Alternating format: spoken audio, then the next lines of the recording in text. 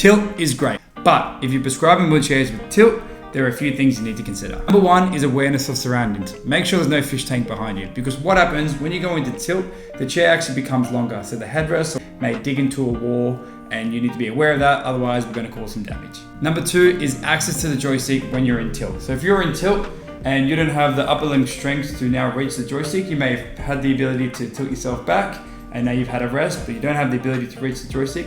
That's important. Now, a way to mitigate that is that we can get a block on the back of the elbow over here, or you can even set up some switches or buttons on the inside of the armrest so someone can tilt back, but then they can just hit a button and that brings them out of tilt again. Number three is the initial discomfort when going into tilt. Now, whenever I do these talks in real life, I always get people to jump in the chair and try to go into at least 45 degrees of tilt. And everyone always freaks out. It's a really uncomfortable feeling because you feel like you're gonna tip back.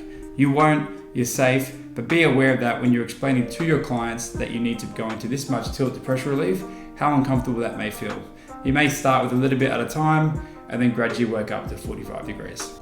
Number four is using tilt correctly when navigating. What I find some clients might do, they pick an amount of tilt, and that's the amount of tilt they use when they drive around in the community. So they may use tilt when they're coming down a hill, and then they're going down a gutter, and then they're crossing the road and going up a gutter, and they're in a significant amount of tilt, and the chair may even rock back a little bit. But make sure you educate your clients of how to use tilt.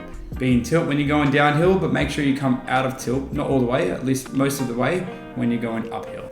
Number five is navigating indoors. Earlier I spoke about when you're in tilt, it makes it longer. So that's something important to know, that once you're indoors and you've got a tight corner or tight hallway and the chair's just not fitting, just try bringing the chair all the way out of tilt. That's going to shorten the chair a lot more, make the footprint smaller, so you're more likely to get through hallways.